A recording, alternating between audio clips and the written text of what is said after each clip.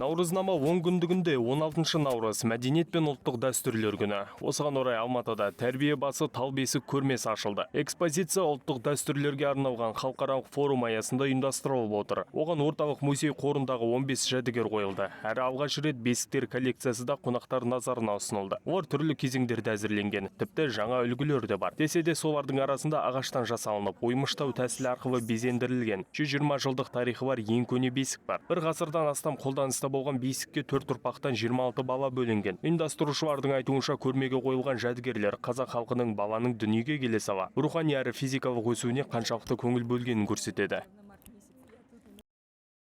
Колыбель имела, конечно, большое значение не только для казахского народа, но также и для народов Кавказа, Китая. Бесік тек қазақ халқы үшін ғана емес, Кавказ, Қытай, Үндістан мен Орта Азияны мекендеген ұлттар үшін де өте маңызды болған. Оған себеп бесік енді дүние есігін ашқан сәбиді көз бен сөзден қорғаған. Археологиялық қазбалар кезінде табылған ерте кездегі бесіктерге қарасақ, оның көшпенді өмірге қаншалықты бейімделген әрі өте ыңғайлы болғанын да түсінуге болады. Находки старых колыбелей еще в ранние периоды для транспортировки и перемещения ребенка.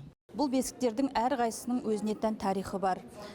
Бесіктердің жиналу тарихына келетін болсақ, бұл біздің музейдің қызметкерлерінің әр өңірлерге жасаған этнографиялық экспедициялары кезінде алынған бесіктер болып табылады. Негізінен оңтүстік Қазақстан, батыс Қазақстан өңірінен жинақталған бесіктер. Біздің келушілеріміз, біздің музейге жанашырларымыз бесікті музейдің қорында ол мәңгілікке сақталатынын түсіне отырып, бесіктерді музей қорына тапсыруда. Жалпы Наурыз мейрамының 10 күндігі туралы айтар болсақ, осы айдың 17-ші жұлдызы шаңырақ күні деп белгіленді. Осы күні отбасылық құндылықтар мен тәрбиеге арналған мәдени шаралар өтеді. 18-ші наурыз ұлттық киім күні, 19-ші наурыз жаңару күні. Бұл күні көктемгі ағаш егу дәстүрі бастау алады. 20-ші наурыз ұлттық спорт күнінде бірқатар жарыстар ұйымдастырылады. 21-ші наурыз ынтымақ күні деп жарияланды. 22-ші наурыз ұлыстың ұлы күні жыл басы. Бұл күні еліміздің барлық өңірінде жалпы халықтық мәдени спорттық іс-шаралар өткізіліп, этно ауылдар мен түрлі жәрмеңкелер ұйымдастырылады. Ал соңғы күні 23-ші наурызда жалпы мемлекеттік экологиялық акция жүргізілмек.